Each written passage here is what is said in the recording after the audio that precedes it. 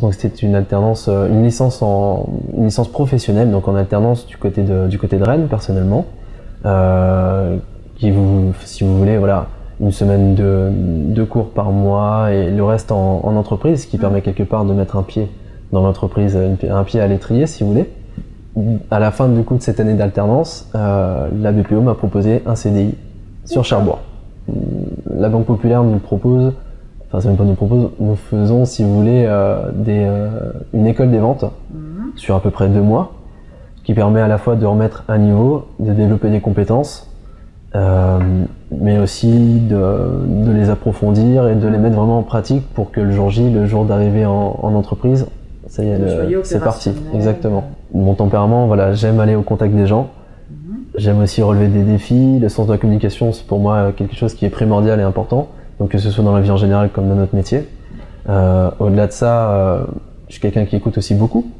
L'écoute c'est primordial de toute façon dans notre métier pour non seulement découvrir des besoins mais peut-être aussi en créer. Nos clients ne savent pas toujours forcément ce dont ils ont besoin et voilà, c'est mon rôle de les conseiller là-dessus. Et puis voilà, c'est aussi créer, suivre nos clients d'un point A à un point B sur du projet, je sais pas, que ce soit du projet consommation, sur l'achat d'un véhicule, ne serait-ce que ça, ou carrément l'achat d'un bien immobilier, qui est pourtant, qui est le cœur de notre métier à la base, si vous voulez, notre produit d'appel. L'idée qu'on se fait du banquier, c'est pas forcément l'idée du travail réel, si vous voulez. Au-delà de ça, en plus de ça, j'ai été quand même bien accompagné, que ce soit par mes collègues du siège, comme mes collègues du réseau, mon ancien directeur d'agence que je remercie encore de toute façon, et avec qui j'ai gardé de très bons contacts, ainsi que mes autres collègues qui sont, comme moi maintenant, conseillers d'épargne, m'ont vraiment aidé et poussé à continuer là-dedans, puis de toute façon, aujourd'hui je m'épanouis dans ce que je fais. Très clairement, je pense qu'au niveau des qualités à avoir nécessaires, c'est non seulement l'envie d'aller vers ses clients, il faut avoir un bon relationnel, mais aussi l'écoute.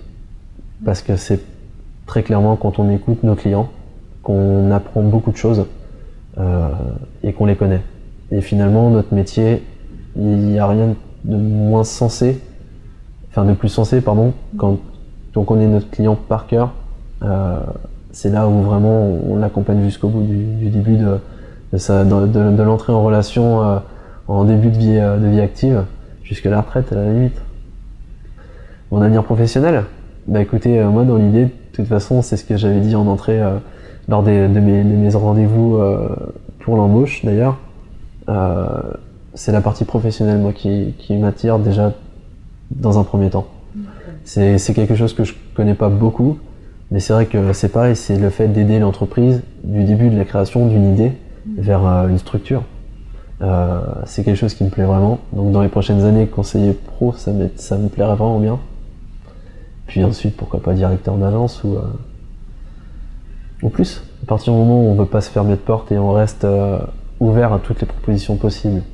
Et si on se donne aussi les moyens de réussir, quelque part, un jour ou l'autre, on sera récompensé. Écoutez, si ces personnes ont vraiment l'envie de découvrir un métier, alors à la fois découvrir si c'est par exemple de l'alternance ou si vraiment ils connaissent déjà le métier de banquier, voilà, il faut foncer. À partir du moment où on ne veut pas se fermer de porte et on reste ouvert à toutes les propositions possibles.